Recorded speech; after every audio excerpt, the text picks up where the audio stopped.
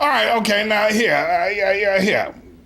Thanksgiving, you got all kinds of people coming in, family members, sisters and brothers, uncles and aunts, and then whoever's the head honcho of the family, you have to have dinner at their house. Whoever's the patriarch or the matriarch, whoever runs the joint, that's who you have dinner with, right? So everybody got to make it to grandma's house. Grandpa's half drunk. Grandma's been cooking all week long, She got all that celery over there on the table and carrots and all that stuff she got over there. And she's making stuffing, and I think she burned it. The thing I think about my own mother's cooking during Thanksgiving was, we didn't have a stove where you could put the temperature at 350 degrees and let it cook for an hour, No, we didn't have that kind of stuff. No, we had a wood stove. You put the wood in, you guess how hot the stove was. The stove could be 1,000 degrees. You had to play all that stuff by ear. Anyway, so the deal is this. You got all these people coming in, and in every family you got, and now more increasingly, especially in the hood, if I can talk about the hood now, you got men that ain't got no job. So, the economy's bad. Listen, these men wouldn't have a job if there were 10 jobs for every man on the planet. They wouldn't have a job. They wouldn't work. But here they come. Then you got the drug addicts who swears when he gets down to everybody sitting down at the Thanksgiving table, sitting around, whatever it is, before the meal. He swears when he comes home that he ain't on drugs no more. He's lying through his teeth, or she's lying. I ain't doing it no more. Somebody sent him a ticket, which was a big mistake. That's a big mistake. Don't send them nothing. Let them go to Kentucky Fried on Thanksgiving, anywhere. But here they come. I said, well, we want to be family, We are family, and this is a family reunion. Then they break out the OJ song, It's y'all know that record about the song about the OJ's family reunion? Well, they play that on Thanksgiving. Anyway, so my thing is this, is that the drug addicts, here they come. They swear that they're not using drugs anymore, but you better not lay your pocketbook down in the bedroom. Well, these lowlifes are around. They gonna clip you. They might clip your coat. You're there having a good time eating and then washing dishes and everything. And then here come the smokers. They're just as bad. Those are smoke cigarettes. Well, grandma don't go for smoking. She don't know smoking in the house. So now everybody you see them going out. Where you going? I'll be right back. I'm going. Where you going? I said, I'll be right back. And they're going out, and smokers stand out in the yard, smoking a cigarette, stand outside the building, smoking a cigarette, cold as ice out there. Then they come back in, smelling of cigarette smoke, stinking to high heaven. Then you got the guys that drink. Now, my grandma don't allow no liquor in her house. Then they got to go outside and drink as well. But the thing I want to talk about, I don't want to talk about. That's not what I want to talk about. You've seen those crowds, those people. What I want to talk about are the baby's daddies. Here come this guy, and he's got 2 little babies with him, right? And nobody ever seen them before, One is named Shaquana, and the other named Tawana. And who are this? Well, these are my babies. Well, I told you, I met this woman down in Atlanta, and or somewhere, and she had babies. Yeah, she got pregnant. And here they come. So everybody gonna try to be nice. Oh, come on over here, Shaquana. Come on over here, kiss grandma. Come on. Meanwhile, the fellow's sisters are standing there looking at him like, what is this? He's up to something. And or you got, he's bringing it, or you got the baby's mama, who the women who got babies, and the daddy ain't coming, and she tried to get him to come to Thanksgiving dinner. He don't want to come. He don't want to be bothered. He know they ain't living right. They're shacking up. I don't know if they use that term anymore. That's probably a term that's as old as the hill. They're living together. He ain't gonna marry her. He's just waiting until her little money runs out, and he's gonna take off. He don't want to be bothered with her. She got pregnant twice trying to keep him. She got pregnant the first time, thought that was gonna make him love her. And so all this mess is sitting around. You got the drug addict, got the alcoholic, you got the cigarette smokers, you got the clippers, you got grandma, you got grandpa, you got uncles and aunt, And then you got some folk in the family that's doing pretty good. Got a job with the government. Some working for the post office, you know. Been working for the post office now for 30 years. They're doing pretty good. You know, they can pay their rent on time, and they don't be calling home every 20 days for a $20 bill. You know, they're doing pretty good. They got an attitude at the ones that ain't working, and the ones that ain't working got an attitude with the ones who are working. And a lot of folk don't want to go home for Christmas or Thanksgiving because you know you're gonna get run over by the ones who ain't working. Can you let me have $20? Okay, let's go on a business deal. Let's do this. Let's do that. Let's do that. I mean, you know, when the Indians and the Pilgrims or whoever it was that got together and had Thanksgiving, the original Thanksgiving, they did not anticipate all this foolishness, all this drama. I mean, you know, a Thanksgiving dinner could give you a heart attack. I'm serious. You know, all the stuff you got to put up with, all the low-life loafers that you got to put up. Let me ask you a question, though. Okay, let's talk a little bit, because I figure you're my friend and you'll tell me the truth. And I know that you know I won't take it any further than that. What do you think? Who do you think the worst at Thanksgiving dinners? Men or women? Now, I need to qualify this.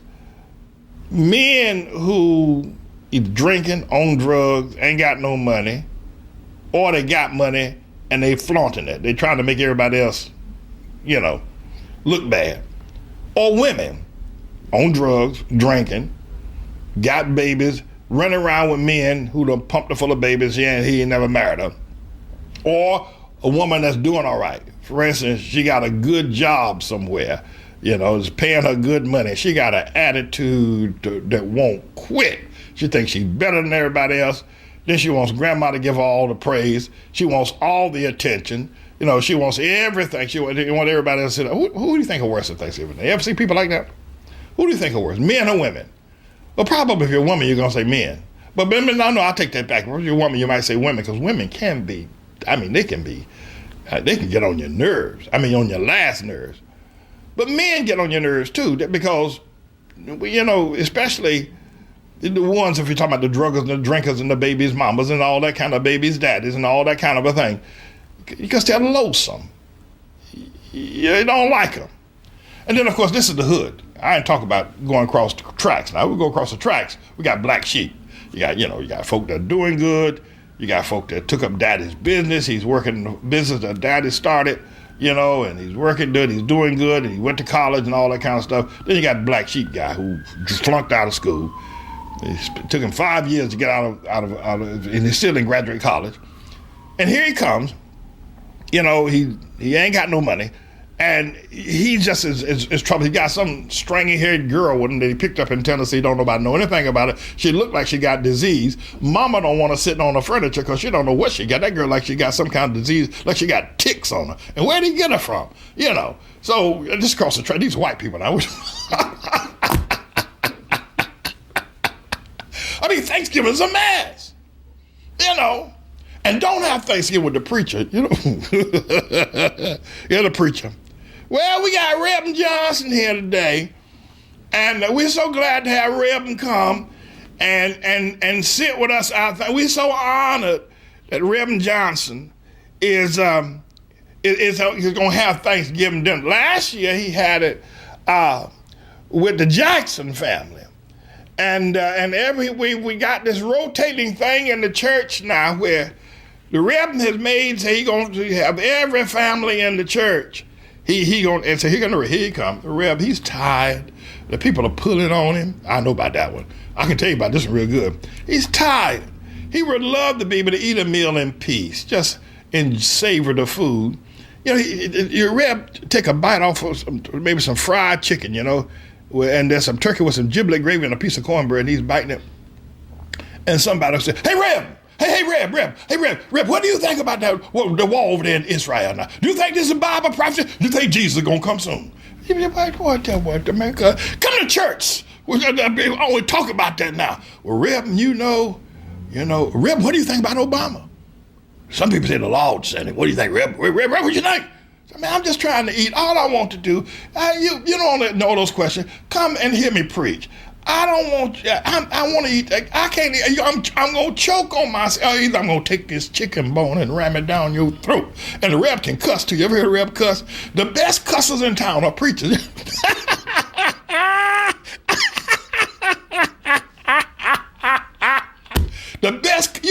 preacher cuss. Lord have mercy. That preacher can cuss like he preaching.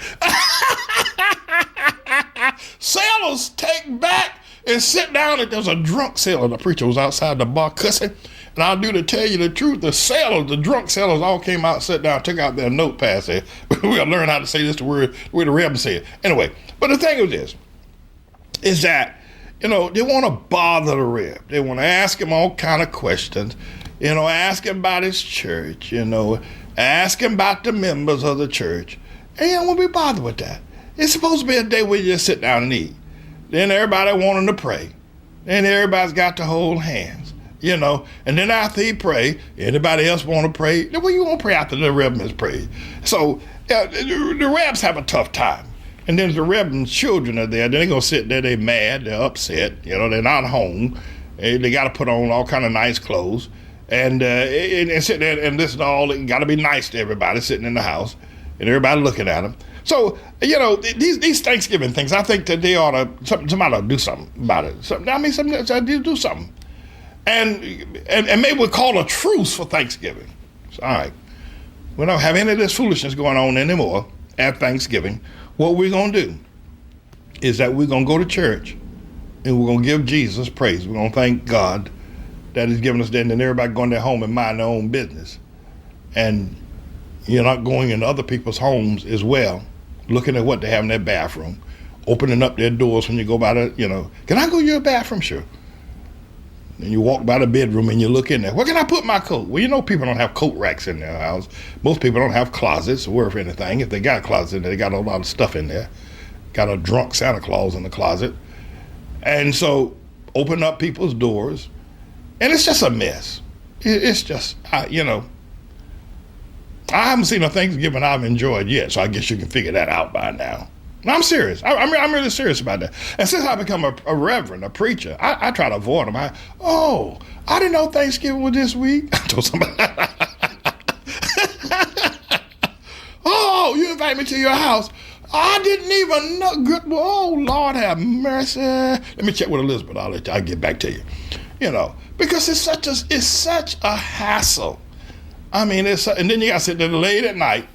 Now, after Thanksgiving meal, all the men, especially the ones who ain't about nothing, they ain't never gonna be nothing, and they think there's something, all of them go run, put on the television. All right, they got 5 different football games. They got the Super Bowl, they got the Rose Bowl, they got the Turkey Bowl, they got the giblet gravy, got the cram, they got all kinds of football games. Everybody sitting there. Now, everybody knows about football, everybody knows about punt, everybody knows 10 mark, everybody knows offsides holding, everybody, and they're all the men sitting there trying to figure out which one is the smartest as far as football concerned. I've sat there and watched this foolishness.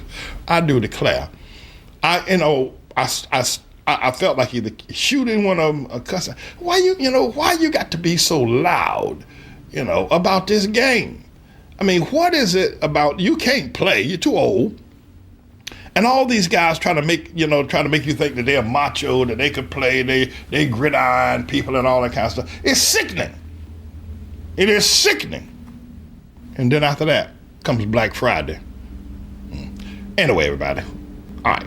Let's go to a break before people just decide not to even have Thanksgiving ever again, the way I talk about it. My goodness. You ain't even a preacher. You try being a preacher. I mean, when I wasn't a preacher, maybe it was okay to go Thanksgiving, but Lord have mercy. People are pulling all over you, watching whether you wipe your mouth or not, I mean, it's a mess, everybody. Then they always want you to pray. Got all these junkies, these drug addicts, all these people living together, sitting there at the table, looking at one another. All these unemployed people. If you prayed, if you really prayed, you turn the house out. All right, I'm through with that. I'm finished through with that.